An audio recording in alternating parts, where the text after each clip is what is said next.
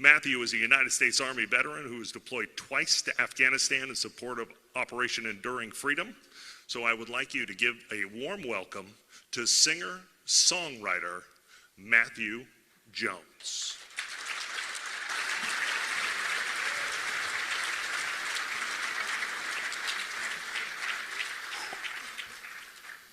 We got this.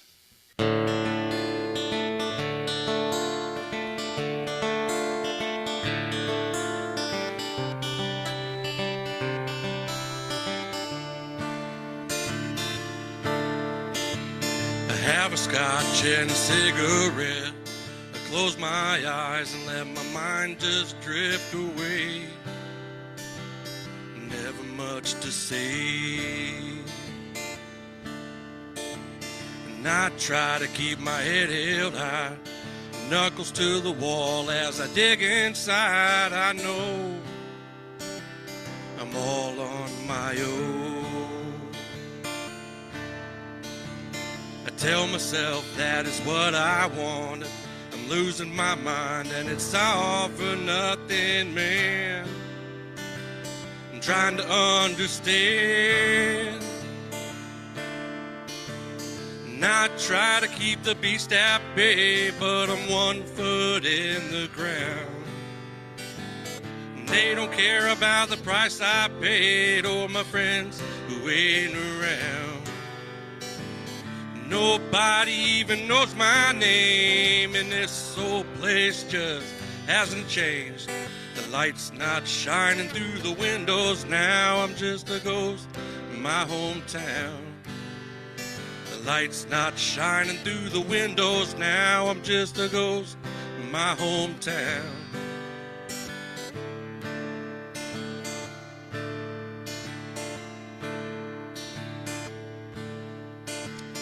Got a call just the other day, family of a friend who suddenly passed away. We had to lay him down. I try not to let them see me cry when I talk about the men who fought by my side. I know I gotta let it go. But these voices won't let me be. They're screaming from the grave.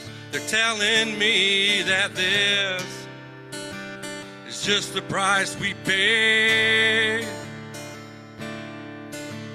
And I try to keep the beast at bay, but I'm 1 foot in the ground. And they don't care about the price I paid or my friends who ain't around. Nobody even knows my name, and this old place just hasn't changed. The dark creeps in and the sun fades out. I'm just a ghost in my hometown. The dark creeps in and the sun fades out. I'm just a ghost in my hometown.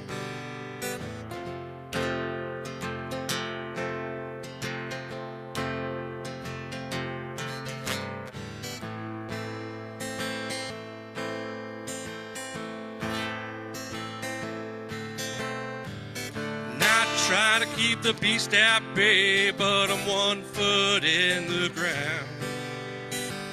And they don't care about the price I paid or my friends who ain't around. Nobody even knows my name, and this old place just hasn't changed. It's carved into the granite just above this ground. I'm just a ghost in my hometown. Carved into the granite just above this ground. I'm just a ghost in my hometown.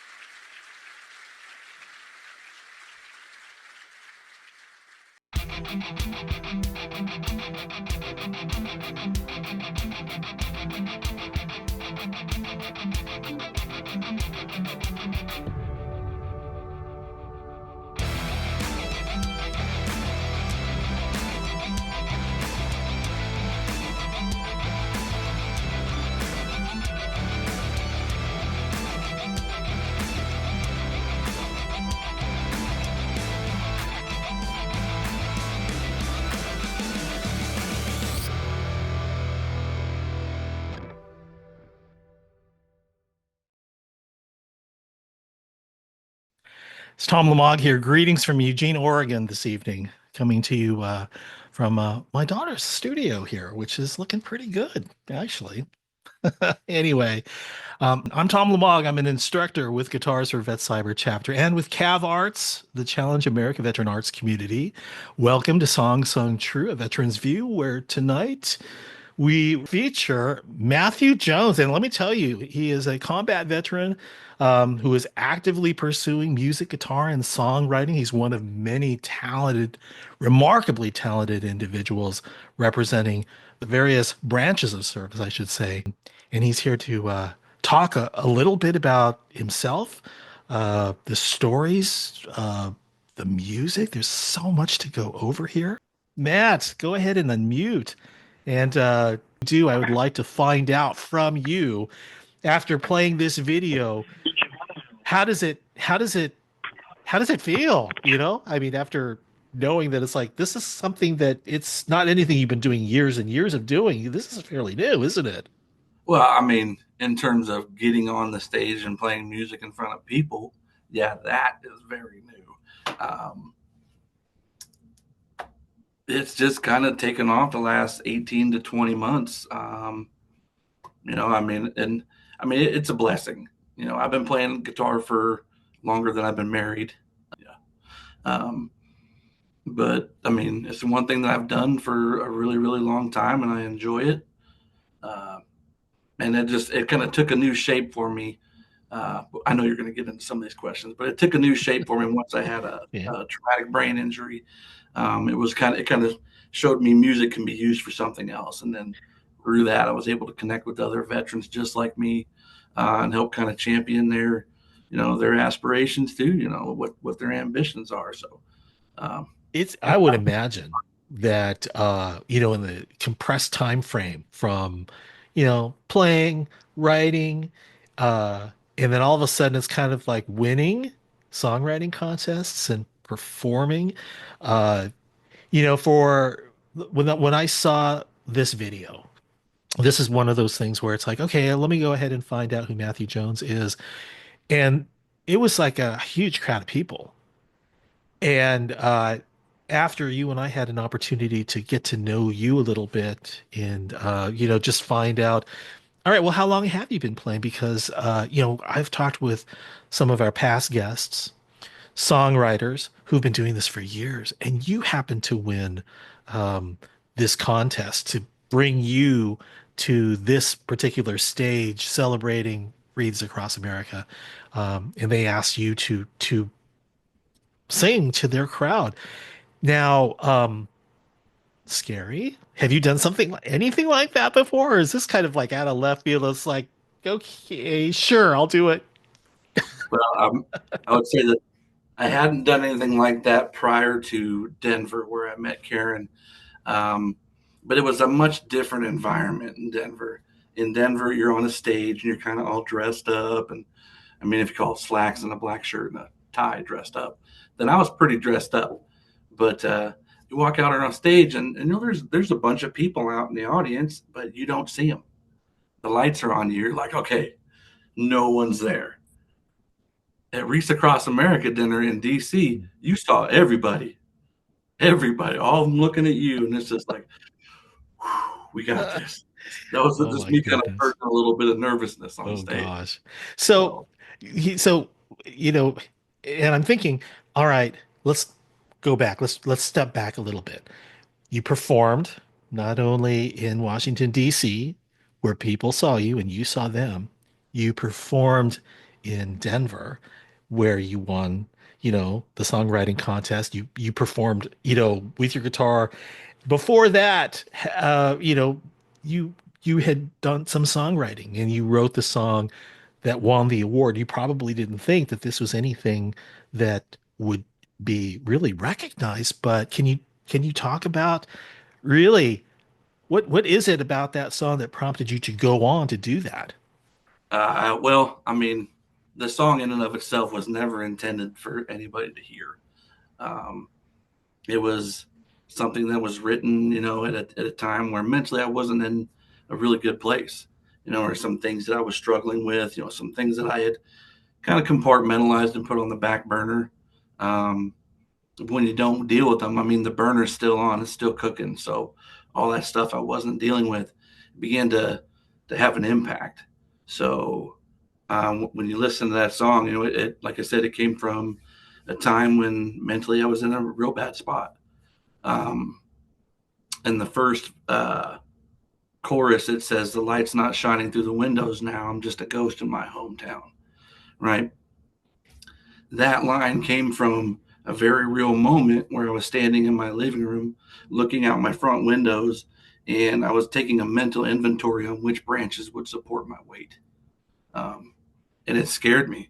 I felt like I didn't have a hand on the wheel, that, these things, these intrusive thoughts that we just kind of let, kind of corrupt us, were eventually going to do what they do, you know? So in a moment, right, kind of snapped out of it. And I was like, I got to write this down, because if I'm feeling this way, someone else is too. Um, so yeah, I mean, for all intents and purposes, I never wanted anybody to hear it. I just Yeah. wanted an outlet for what I was dealing with. I'd like to actually step back even farther, and that is, let's talk about your military career.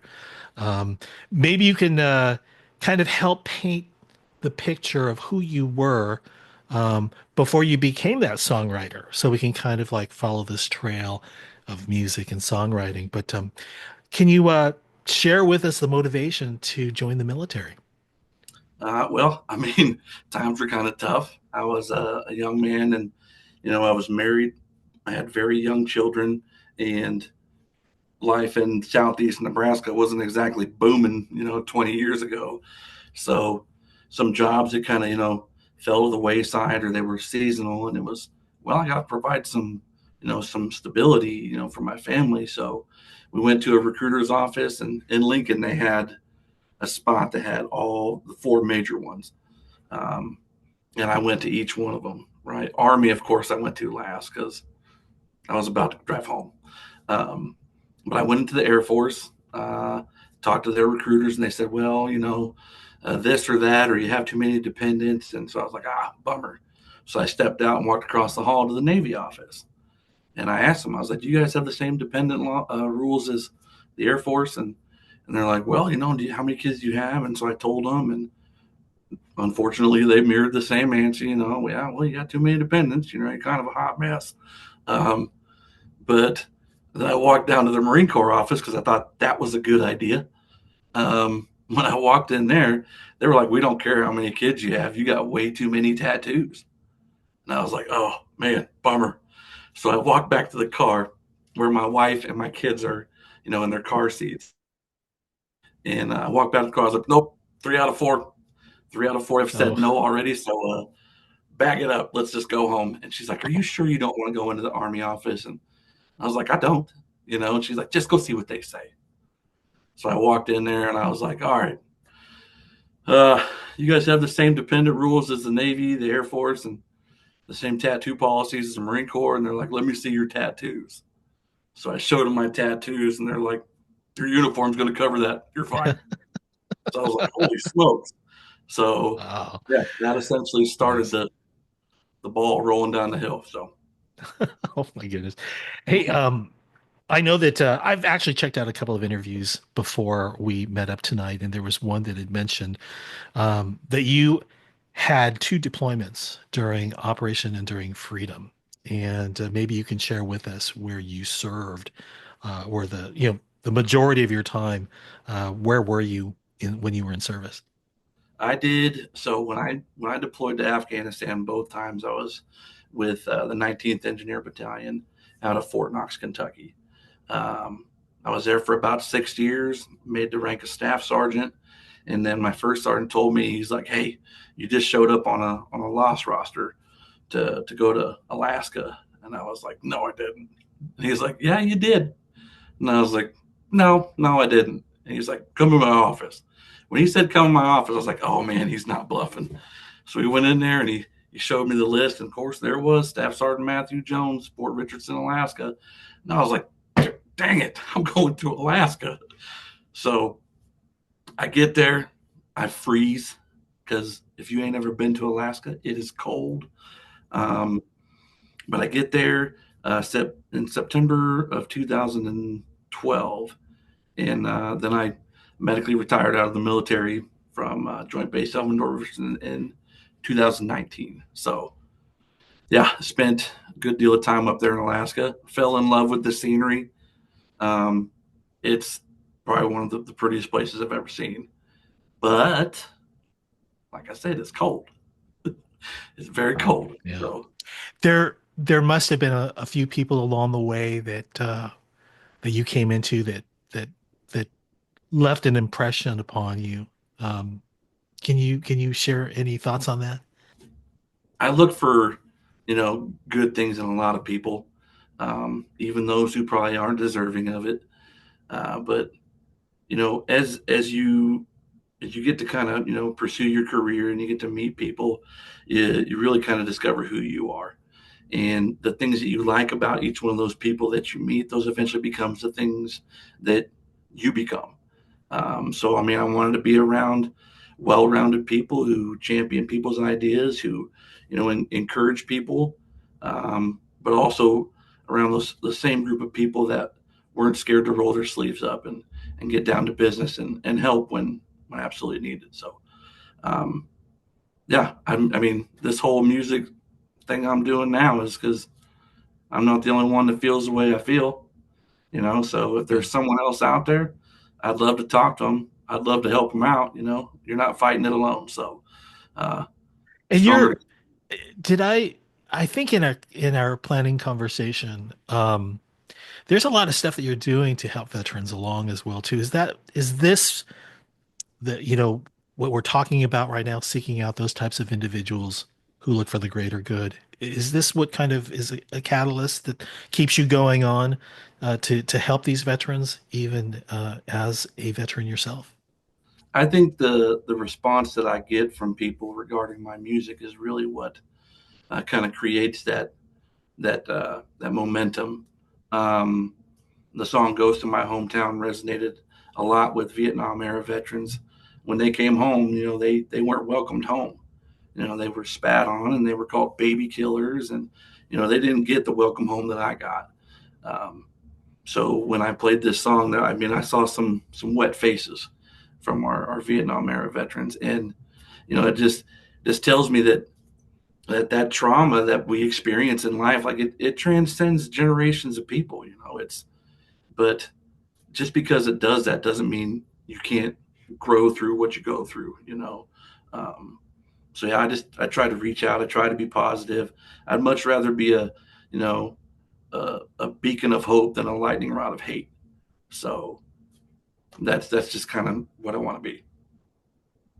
Well, based on my conversations with people who know you, that rings true. It really does. And I want to ask you now. I'll take you away from the military questions, and let's talk a little bit about music and when you discovered music. Was this something that you discovered while you were serving, or was this before you enlisted? At what point did music finally catch your attention?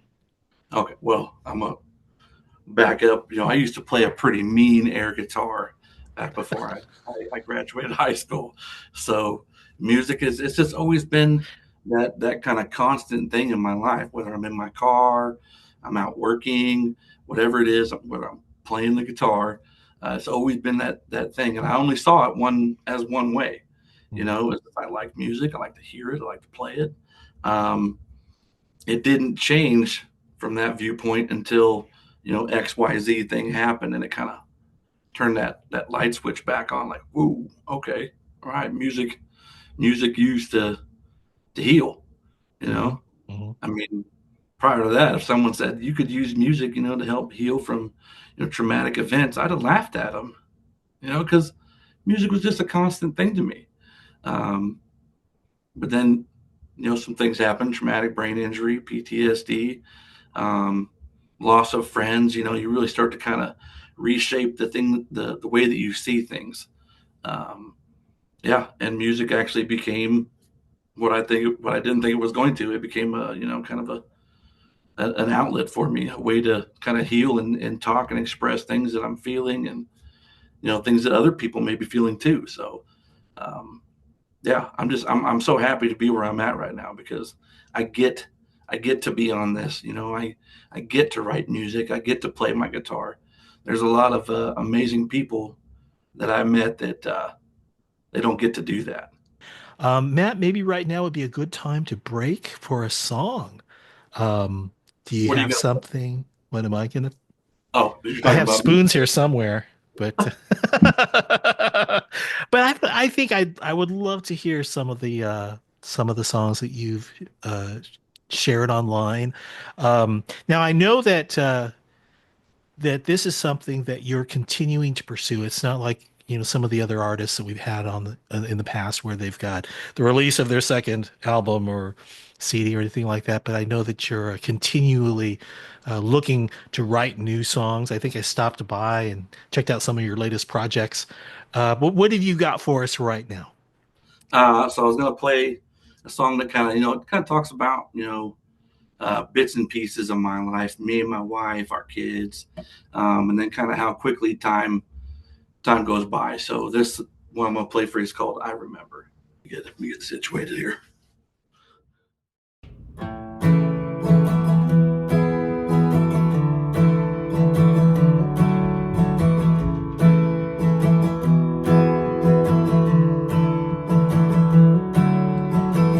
I remember skipping school.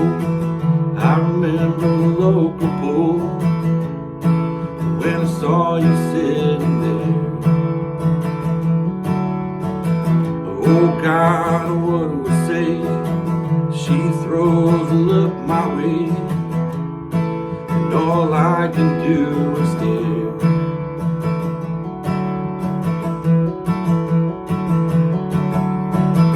17 and 23, 36 and 43, 54 and 65.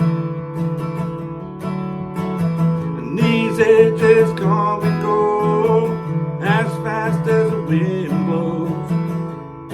It is the story of her life.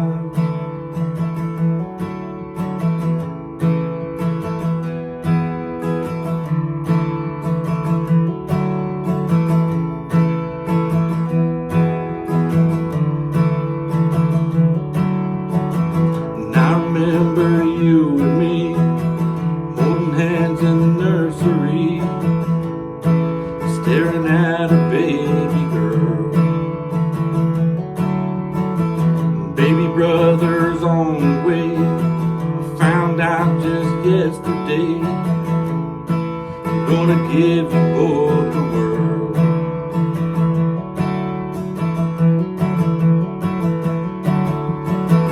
17 and 23, 36 and 43, 54 and 65.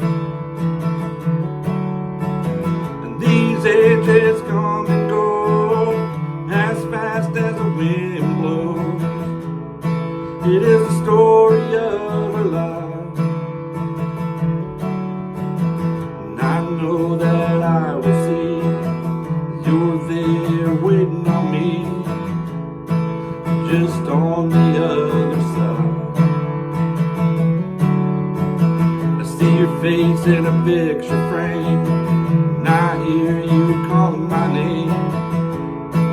So I close my eyes.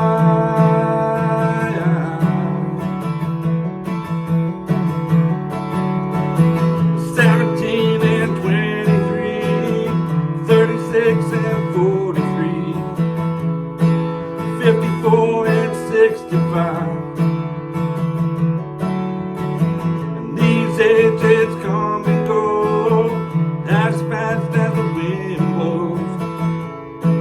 It is the story of her life. And I remember skipping school. And I remember the local pool. And I remember you and me holding hands in the nursery. And this is the story of our life. This was the story of my life.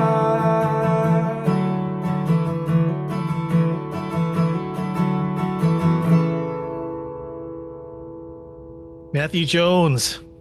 All right. Hey, you got some applause there.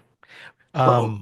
Yeah. Now, first song, second song, what number is that you've written?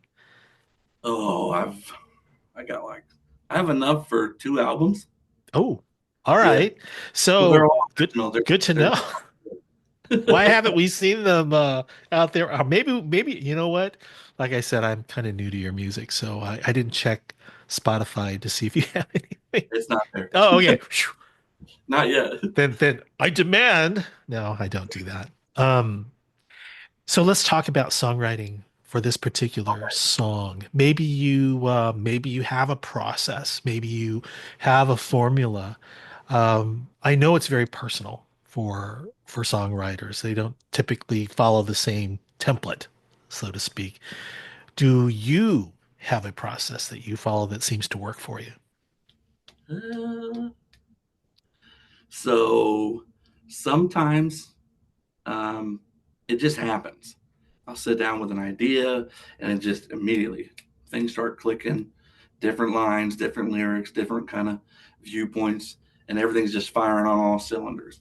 Other times I'll have like a really catchy hook and then I'll write it down and play a little bit. And I'm like, okay, I got nothing. I don't know what to do with it. So I get up and, I'll actually, leave it for a little while and come back with a fresh set of ears, and try again. And the reason I kind of do that, that's the one thing I do that's consistent is I'll try not to finish a project all at once unless everything's firing on all cylinders. But I try to make a habit of taking breaks.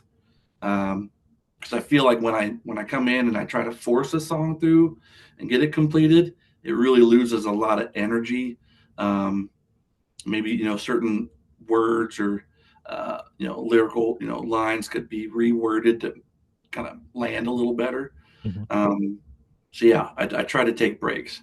So it's not usually something you do in a single sitting, unless, of course, it's like it has fallen from the sky and I'm clear as to what I need to write. Yeah. It's, yeah, yeah. And so one thing I learned in Denver, I went to there was a little songwriting workshop, and they had said that everyone loves a really pretty painting, but that never happens if the painter doesn't approach the canvas, right? So taking time and actually coming down and working on songwriting, it's something you're gonna get better at. So I just try to make a conscious effort to come down and spend 30 minutes if I can, just 30 minutes, write down whatever comes through your head. So, and then sift through it later. But yeah, just try to make a conscious effort of, writing when I need to and taking breaks because I need to. So It sounded like maybe you approach your lyrics before you approach the melodies and harmonies and music. Would that be true? I don't really have a plug and play kind of, I sit down or I think of a melody or I think of the lyrics. I'll have something, just driving in the car. I'm just kind of popping my head. And so I'm trying to, like drive and grab my phone, like record this, and stay on the road. But most times what happens is I'll get home and I've just been thinking it the whole time. So the whole drive, I get home, I record it. And I go through my phone right now. I got just a slew of recordings of just different concepts or ideas or things I want to try. Yeah, it's Well, good that you make use of the technology, for sure. Yeah. It makes it a lot easier, especially if you're like I used to do that when I would ride the train. It's kind of like I'm using my iPhone to scratch down these ideas for songs and such. And once I wrote an entire song on the train, which is like weird. But yeah, I'm glad to hear that you are also making use of the technology. Now let's talk about maybe in the past, were you a creative writer? Do you consider yourself, someone who writes poetry or short stories or anything like that? Did songwriting basically, I want to do this? Did it happen immediately? So, Uh, yeah. well, so like I mentioned, I've been playing guitar for over 20 years.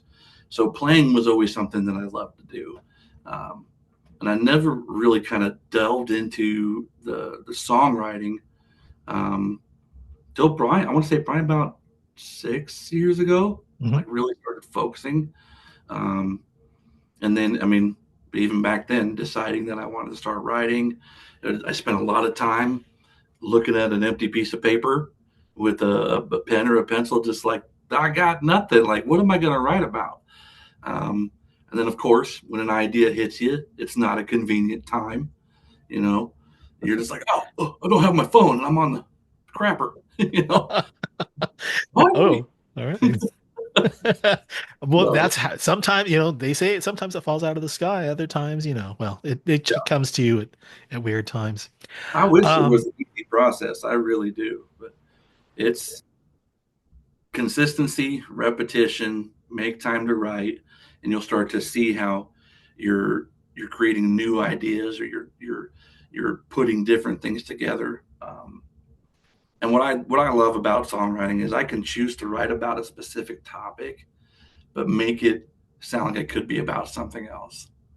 Um, like I have a song I wrote called Gunner, and it's a song about my dog, and how big of a pain in the butt my dog was.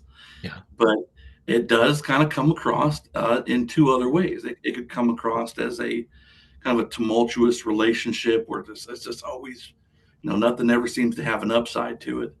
Um, or kind of, battling those inner things that, like that inner dialogue, that kind of devil on your shoulder, angel on the other, Yeah. because you have those, intrusive thoughts, and it could be you're kind of battling those things. Um, It's yeah, interesting. Yeah. You can actually start down the path thinking this is what I'm going to write about yeah, and go through some iterations where it's like all of a sudden the story's kind of changed and it sounds better like this. Does that happen often? Do you change like midstream in your writing? kind of. Um, doesn't happen a lot, but I'll kind of notice where I was thinking something, and so I start writing, and I get through the song, and I get it all written and mixed, and then I'm listening to it, and I'm like, oh, this could really apply to like another person I know, or something I heard, Mhm. uh, not necessarily a song about a bad dog, but True. Yeah. Yeah. Well, so very good. Hey, Paul, I'm going to bring you up on screen here because I know that I know we've got some questions coming through the chat, and I want to make sure we get to them because there's one that looks like it could be recording or songwriting related. So, anything to share at this point?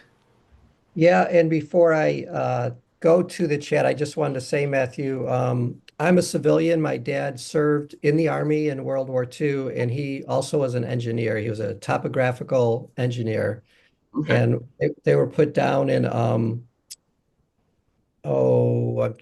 the Philippines to map the terrain before they moved the assets there. So he was kind of like ahead of the tip of the spear. yeah. I'd be curious, like engineer wise, what were some of the like skills you used for your in the army that when you were there? Well, I mean, so I came into the Army as a plumber. Um, and now it doesn't sound as cool as what the other options sounded. I went, as I said, I had my wife with me, and we had gone in and talked to the recruiter, and he had pretty much narrowed down. Okay, based on your ASVAB score, which wasn't that high, he said you could be three things. He said you could be a biochemical weapons specialist, and I was, ooh, what's that? Tell me more. Is that like Nicolas Cage in the movie The Rock? My wife's like, nope, you're not doing that, you know. Smart woman.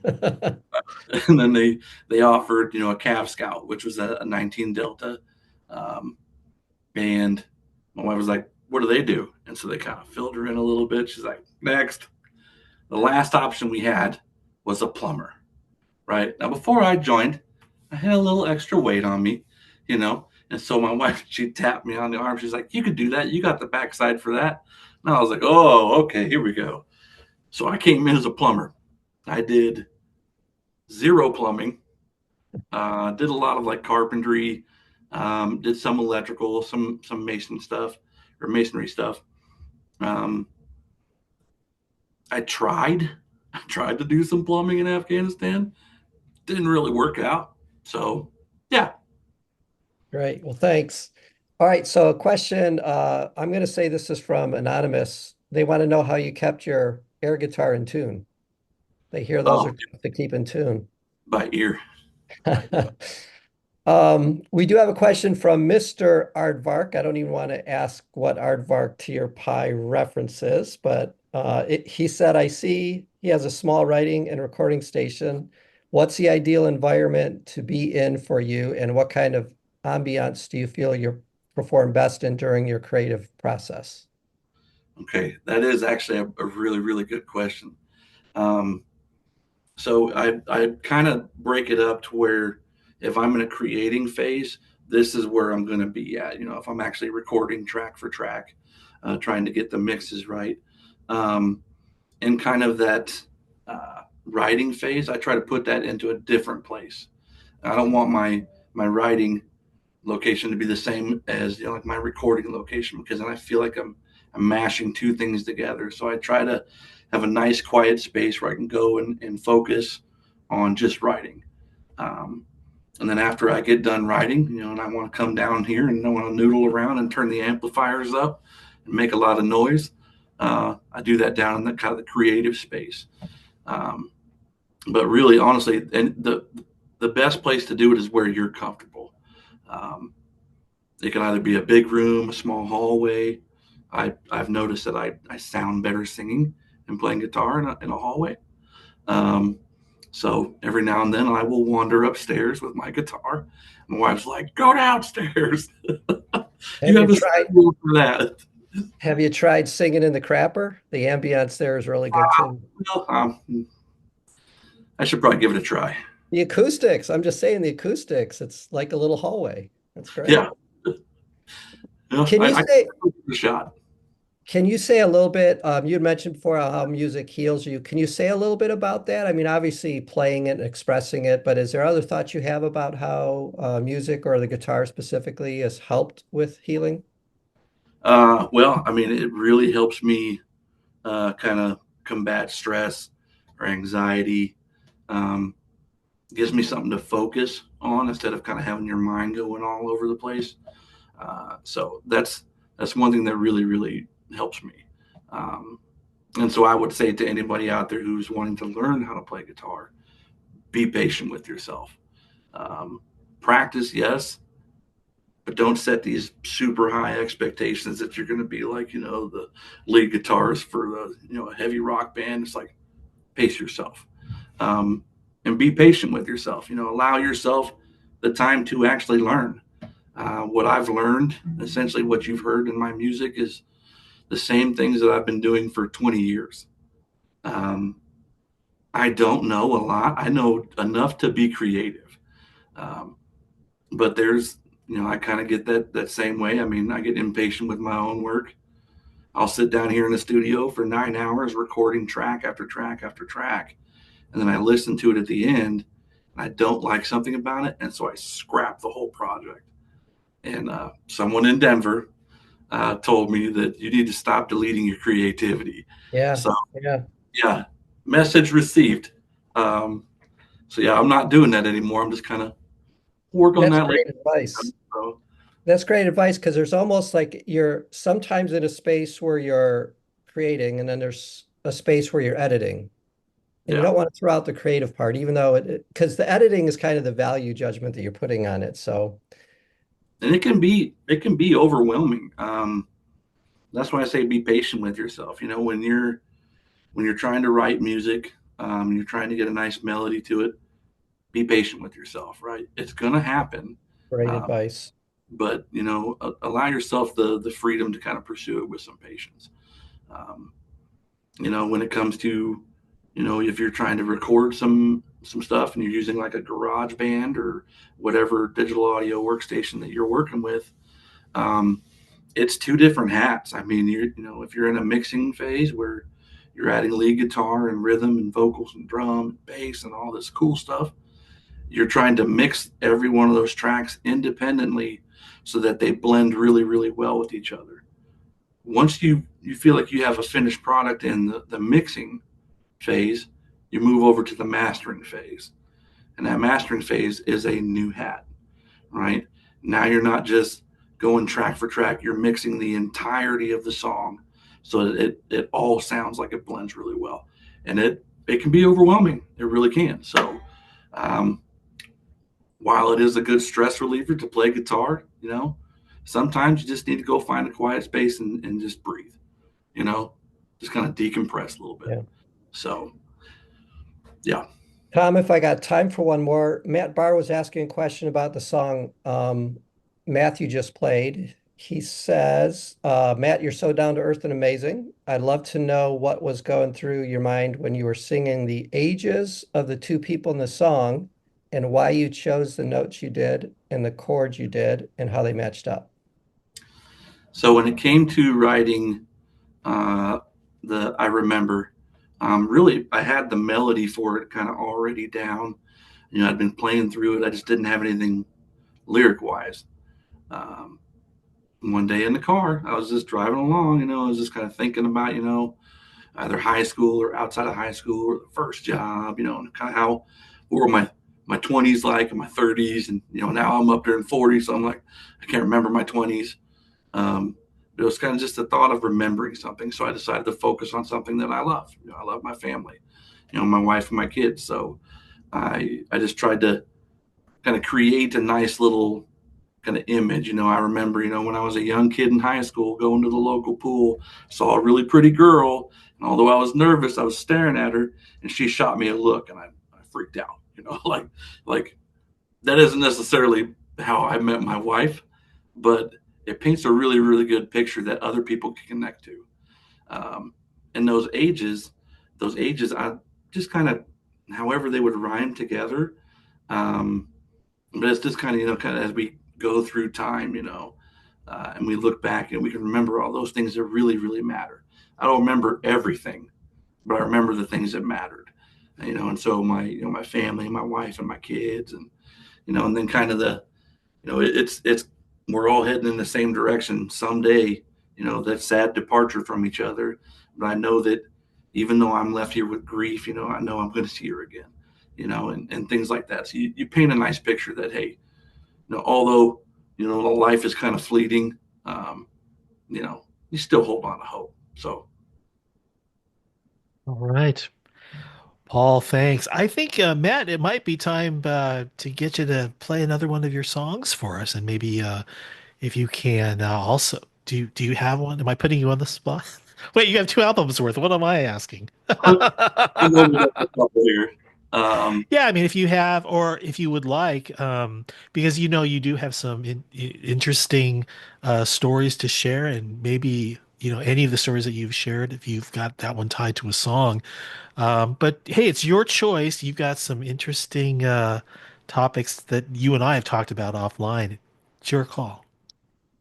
Well, so I mentioned the song about my dog, right? So I'm gonna play that'd be that good. one. Everyone's best friend. I mean, come on. Okay. So I'll play that one, but it does kind of sound like a tumultuous relationship. But you could also very well be like, nah, he's got a rotten dog, So I'll play that one for you. Real good. Matthew Jones, everyone. Remember how it goes.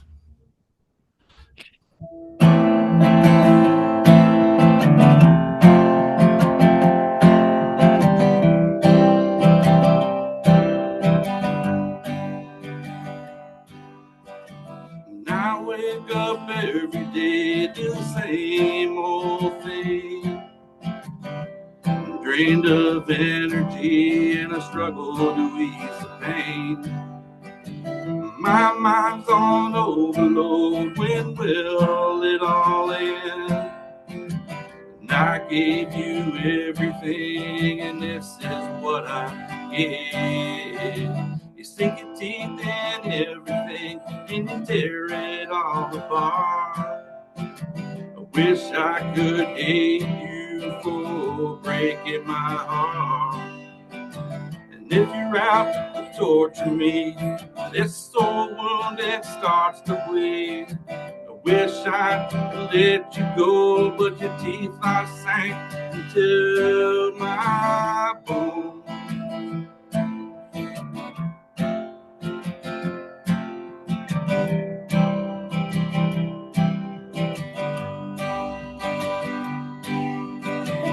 Another promise you're bound to break.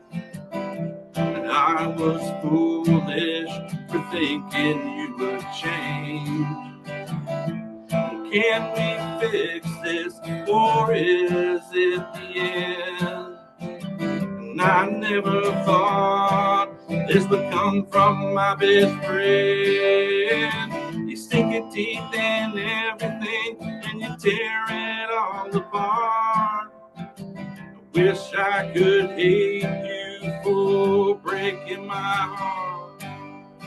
And if you're out to torture me, this soul wound that starts to bleed. I wish I could let you go, but your teeth are sank into my bones.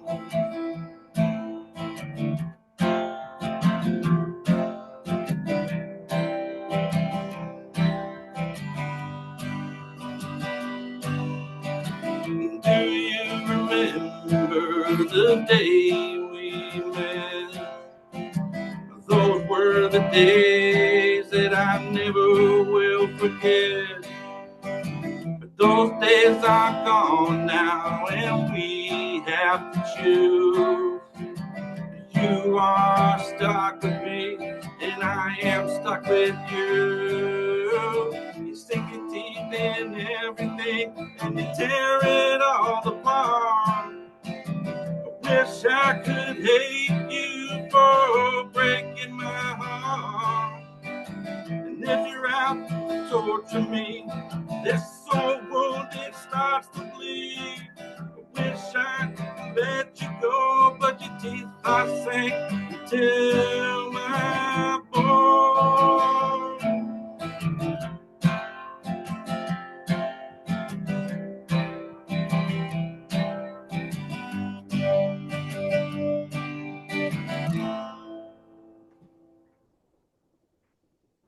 Matthew Jones, everyone.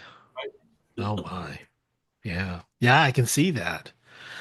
That thinking of other things other than what it was intended for. It's amazing what songwriting can do. You do have the power to tell the story the way you want and let those experience it on their own, right? Yeah, it tells a story. Um, what story does it tell? You know, it's Mm. unique with every person that gets to hear it. So Making it relatable, right? Is that something that comes to mind when you songwrite, or is this something that you hope for the best that people can relate to that particular message in any song that you write? yeah. Yeah, yeah. Well, thank you for sharing that. Now, I want to add that we do have another guitar serviettes instructor, coordinator, regional coordinator who you know is Karen Dunn. And Uh-oh. Karen, hey, we need to talk a little bit about performing because you've now had that opportunity to perform in front of audiences, both blinded by the light and seeing everything before you, all 800 people. But Karen was she was telling me a little bit about meeting you up when you had won the award, and this was in Denver. But I don't have the full story, so Karen, welcome. Thank you for joining me as a co-host on the show this evening. Tell me a little bit about what you remember from Matthew's performance and even the experience um, in Denver. Hey, Matthew. What's up, trouble? Listen, I was super excited when I saw your name because, as you know, I am very proud of everyone that is involved with the Creative Arts Festival. So I think you should tell them how you got involved with that and how it works. I don't know how many veterans are on, hopefully all of you, but it's a really great opportunity. Selfishly, it's a great opportunity for me as a nurse at the VA to be able to go. And it was such an honor to meet you and Devin and a lot of the other very talented veterans. So share how you got there. So yeah, you mentioned Devin. That's his fault. Um, so I Devin Stewart is he's one of my veteran buddies. He lives up in Alaska, and he had done something that I'd never heard of. It was the National Veterans Creative Arts Competition, um, and Devin chose to write a song that was just an absolutely amazing song. And I had moved to Nebraska, so I was kind of seeing things pop up on Facebook. What's Devin doing? And I saw this, and it kind of blew my mind. I was like, "Holy smokes, Devin's out there doing it!" Um, and so, I mean, a little while had passed, and me and him wind up on the phone with each other, and he's talking about it because, I mean, I brought it up. Like, hey, what was that all about? Like, holy smokes, man! Like, that's an amazing song. And so he told me about the National Creative Arts Competition, and then told me I should do it. And I was like, okay, yeah, right. Um, but he's persistent. So he told me, hey, you seriously should consider trying this. And what I had learned from that point on was, I mean, there is just a plethora of amazingly talented people out there, um, writing, painting, woodworking, wood burning, making jewelry. What was it like? Dance, and there's an amazing group of people. And when I first got to Denver, um, I was armored up. Like I didn't want to rub elbows with anybody. I didn't really want to kind of you know, mix it up or whatnot. And by the second day, I was like, what did I bring armor for? Like these people are awesome, So they're just so inviting. You get to network and meet all these other veterans, and they're from all over the place. Like I said, national, right? So they're from all over the place. Um, I met just a lot of really cool people, and should I back up? Okay, from like how I reacted when I found out that I won. A little shocked, but it was an amazing thing to go out there and meet everybody. And when you get to talk to people, um, you really start to find out that you have a lot more in common than you have different. Um, I mean, I'm still communicating with people I met in Denver, some on a regular basis. Um, Done some collaborations with several of them. So it's an exciting thing. So if you don't know about National Veterans Creative Arts Festival, get in touch with your VA and ask them about it. Um, Trust me. it was right outside of my comfort zone, which is where I didn't want to go, but I went there, and I can tell you, just accept the possibility that you know you do have something to offer, that you can get out there and share, because you're not fighting this alone. We're all in it together. And I would be nothing if I was a person who didn't tell you about it and say this really was kind of a thing that really changed my life, for the better. I no longer let those intrusive thoughts kind of say what they need to say about me. It's like, I got this. Is it going to be challenging? Absolutely. um, but I think that if you step outside your comfort zone and you get involved with the creative arts community within your VAs, that you're going to see that the juice is very worth the squeeze. Okay, so yeah, don't sell yourself short. Talk to them about it because it's amazing. It is. And if anybody needs any information, I'm happy to give it. But you could come there and you can have a crazy person come hug you because Matthew didn't even know me and I was like, You didn't know who she was. She knew Devin. Devin knew me. She's like, oh, hugs. hey. Hey, Karen, what's your address? Is it Karen at guitarsforvets.org? Yes. It is. So now I know that we have a lot of um, Cav Arts people who are watching. Thank you for joining us this evening. And if you don't know about Guitars for Vets, um, make sure to stop by our website as well, too, guitarsforvets.org. Okay. Thanks, Karen. It's good to see you. See you next time. Oh man, this is awesome. So in terms of performing, all right, uh, did you ever see yourself thinking that, all right, I've got music and now I'm going to perform? And more importantly, have you lined up any gigs to share any of the songs that you're sharing with us tonight? I did. I did. Um, so no, I mean, just the last couple months. I mean, I did a podcast episode with Hero Stock Nation podcast. Jason Steiner and those guys out there, great group of people. Doing this with you, and I have Dad's Man Cave is another podcast episode I'm going to be doing on the 19th of February, and Making your then rounds. April 4th I'm going to be up at 88 Tactical in Omaha, doing a 2-hour set there. And I should be playing in May for Hero Stock Smoke Off event. Nice. Yeah, so I'm just like, You're making your rounds for sure with you your know, guitar this time. every time I play, let's not kid anybody here. Every time I play, I'm sweating bullets. I'm nervous. I'm like, I mean, even in the Reese Across America video, when Jeff Pierce was giving a little introduction to me, I took the longest route to get to the stage. It took a little while until he directed you to say this way. Wiping my hands on my jeans. I'm just like, yeah. So That was every time I'm nervous. So I don't know how to make that go away.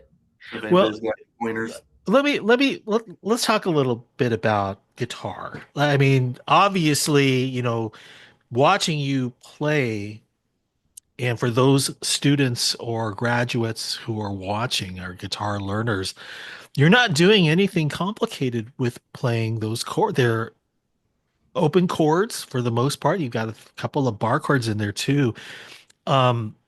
When did you think you were good enough on guitar to write music? Did you have to work at it to say I got to achieve all of these open chords and maybe a few bar chords before I started songwriting? Or it's like, I'm songwriting, I need to do this matching of music with songs. Well, how did that come about? Honestly, I just kind of stuck to the basics. You know, just like you said, the open chords. Started writing, and I don't know, I would say not too long into writing, it was like, okay, I need to try something else. All these songs sound sad. So, so yeah, it's hard to write an upbeat song. But no, I don't know. It's just, it's one of those, I played the same things over and over and over again. I tried to mix up the progression. A lot of the strumming is the same. Like it works. So. Well, hey, you know, I'll say that the majority of guitar students that I've had, I mean, we teach them just the foundational stuff. Unless, of course, they've been playing a while, then we'll go ahead and add in a few intermediate level things. And they're writing songs. So it's, you know, and then let me take you to this door about collaboration. When you do songwrite, have you ever thought about collaborating with others, or maybe you have? And what's been your experience with that? I love collaborating, but what I've noticed about collaborating with other artists is you want to make sure that you're not setting the bar or your expectations really, really high. You may have somebody who is very strong lyrically, who can kind of just come up with things right on the spot, and you have another person who's that's strong, you know, with the guitar or the melody. Very few times what I say what they call kind of the lightning bolt, where both those things hit and boom, you got a hit song. You know, the lightning bolt doesn't happen all the time.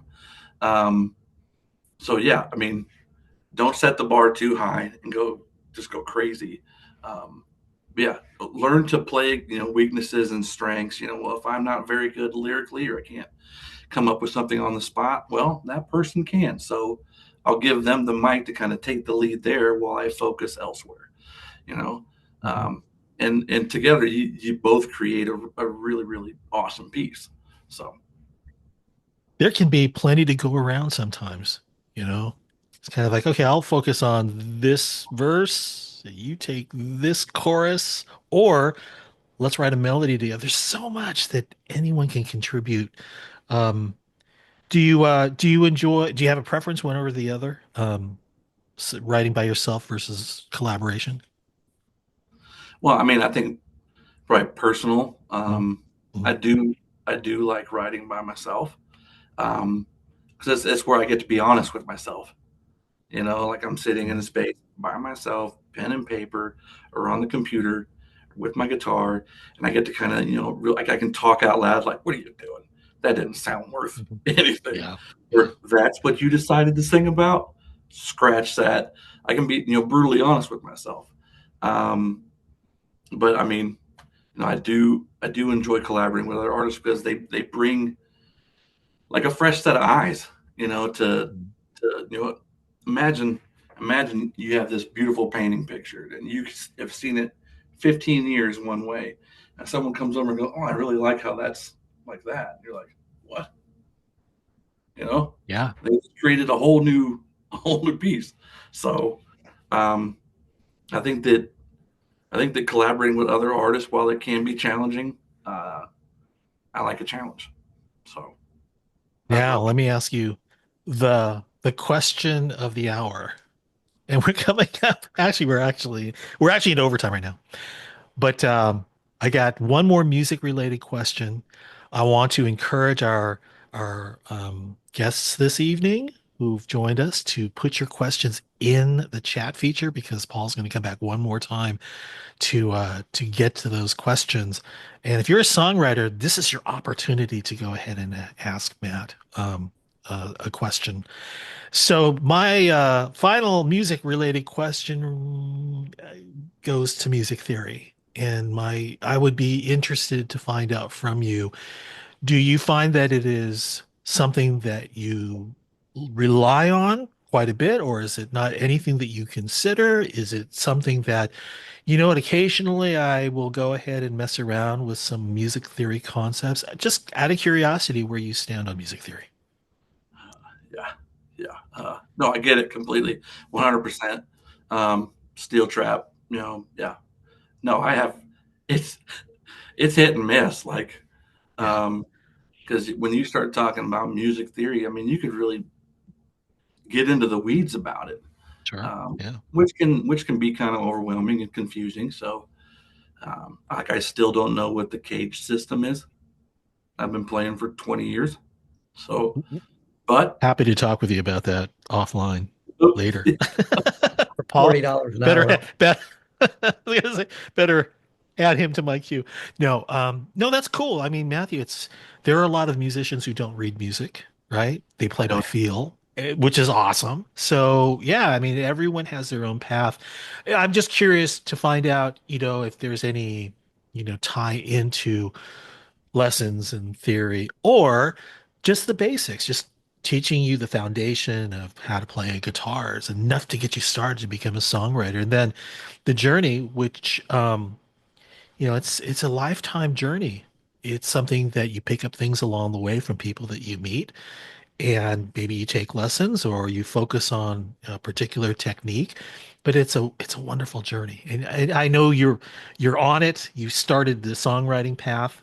You've been playing guitar for a while, and there's so much more that awaits you. And I'm excited to see where you are going to end up with all of this. We want you to come back, of course, and share with us those stories of those experiences. But I think we're close to wrapping it up. Get one more song ready, Paul. You're on deck here. But let me just read a little bit about Guitars for Vets, who we are.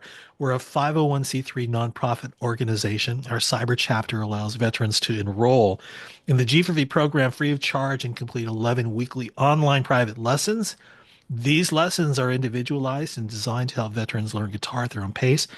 Upon learning our program, veterans will receive a new acoustic guitar and all of the accessories needed to continue playing the instrument. Registration for G4V's Cyber chapter opens the first day of every month, and you just missed it. But we'll do it again next month. Remains open until full capacity has been reached. For more details and to also support our mission, go to our website, guitarsforvets.org. Help us put music in the hands of our heroes. Paul, I'm going to bring you up right now, and you tell me if there are any questions that are out there that we could throw at Matthew before we ask him for one last song. Yes, Mr. Aardvark has kind of an observation. Your singing voice and your confidence in your singing voice, was it always there? And how does that like define your sound? So I'm gonna be completely honest. I have zero confidence in my singing voice, right? Like I'm my own worst critic. So I'll play something and sing it and record it, and I'll go back and listen. And I'm like, oh my god. It's just something that, you know, I feel like I probably should take lessons, just so I can actually reach those upper registers and be more confident with my voice. But I also know that the only person I can sound like is me, you know. I mean, because if we're completely honest, if I go to play a 2-hour set somewhere and I'm playing a song exactly how the original artist played it, I mean, you could have put money in a jukebox, you know. But if you have me there, all I can sound like is me. So I'm gonna give you the best version I can, and you know, I mean, I am my own worst critic. Like I played a 2-hour set at 88 Tactical in December, and I listened to every single song that I played. I'm just critiquing. Mm-hmm. So it's a consistent thing that I'm working on. Yeah, I got zero confidence in my vocals. This might be a good follow-up then. Ken wants to know, what would you say your songwriting strength is? Well, I mean, I write a lot of sad stuff. So sadness is your strength. I mean, and it sounds weird to say, like, I write a lot of really, really sad stuff. I try to tell a story, and usually that story has, you know, a variety of ups and downs. Some more so are downs, but I think that, you know, kind of when you're down in the mud and the muck of life, you know, people need to have someone down there who's like, hey, I've been here before. You know, it's not that bad. I know a way out. You know, and you kind of champion other people's, you know, dreams and what they, you know, aspire to be. So yeah, step forward with kindness no matter what you do. As long as you step forward with kindness, it doesn't matter where your feet land. So Thank you. Matthew, you've got one more song for us? yeah, this one. So this is probably the first song I ever wrote in Afghanistan. Tried to paint a picture of, you know, a spouse back at home with the kids and the family, you know, writing letters to her husband who's deployed, and just not knowing where he's at, not knowing how he's doing, the constant worry. And then when he finally gets the letter and responds to her, you know, he's saying, like, I don't know why you worry as much as you do, you know. And then it takes a turn. There's a traumatic event that happens at the end. But the hook, I think, is probably the best part about it. So yeah, I think you're gonna like this one. All right, Matthew Jones, everyone. Could be done as a duet. So Oh, well, who do you have in mind? playing both parts, the lady and the man. Oh, well, anyone out there interested? We can leave Karen's mic open. Yay. All right. Yeah. All right, Matthew. The portion of this would be the female vocalist, but very good. All right, let's hear it.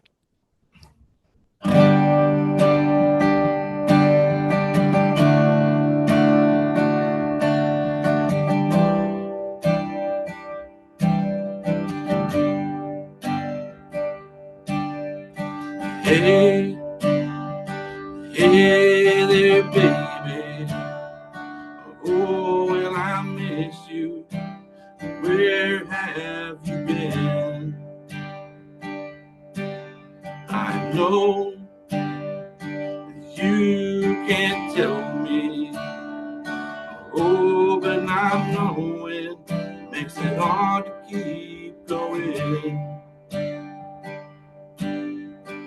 life here without you.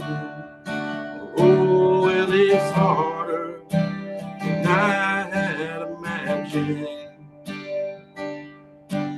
So in that meantime, I'll keep doing what I've always been. And I pray, and I pray, and I pray, and I pray for you.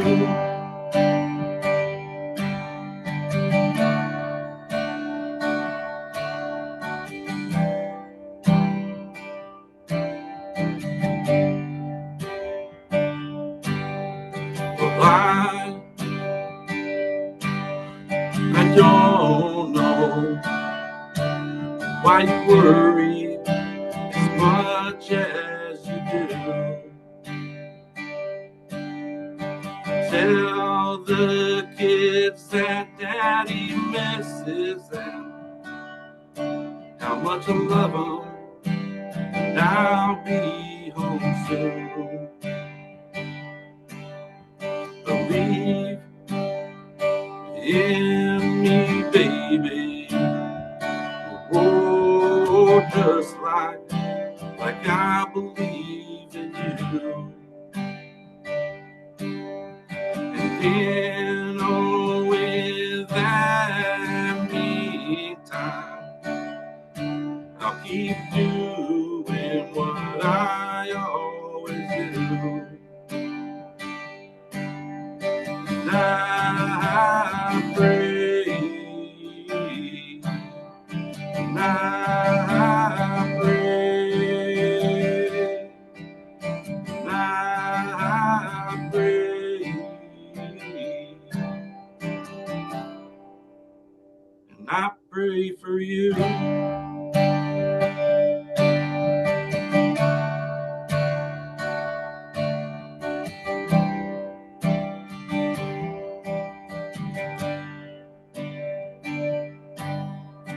I lost a friend. He took a bullet intended for me, and I couldn't believe what about his wife and all of their dreams. We tried so hard, all of a sudden his body gave in. So I wrapped my arms around him, oh, and I screamed out, screamed into the wind. And I pray,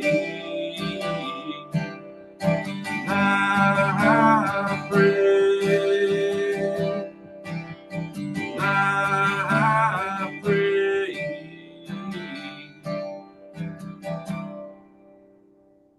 and I prayed for him.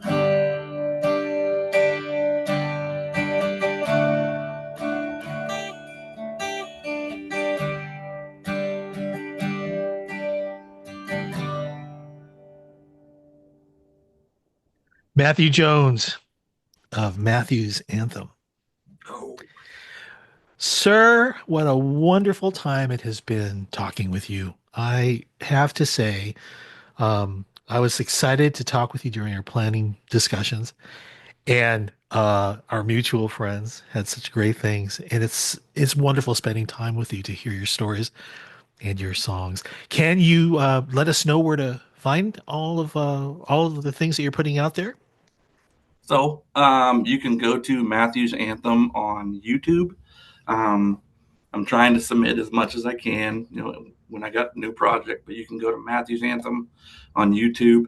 I have some finished projects there. Of course, TikTok, Instagram, Facebook. Yeah, I haven't pulled the trigger on Spotify yet, but it's coming. It's coming. So, yeah, those are kind of the spots you can find me. Final thoughts for guitar learners. Be patient with yourself. I mean, I still get frustrated with the things that I don't know. And I've been playing for 20 years, so just be patient with yourself. If you were meant to learn it, it'll happen. But patience is where you start that journey. So, And for songwriters, what's your final thoughts? practice, practice, practice, right? Like I said, everyone wants to, sit back and admire a really, really cool painting, a really beautiful painting. But that doesn't happen if the painter doesn't approach the canvas. So just like a beautiful song, that really speaks volumes and, transcends generations of people, get your practice in, make time to write. You're going to see that you'll get better and better the more you do. So repetitions matter, but also be patient with yourself. Sir, thank you much. Thank you all for watching Song Sung True, a Veteran's View. We hope you've enjoyed our conversation with U.S. Army veteran and Nebraska singer-songwriter Matthew Jones of Matthew's Anthem.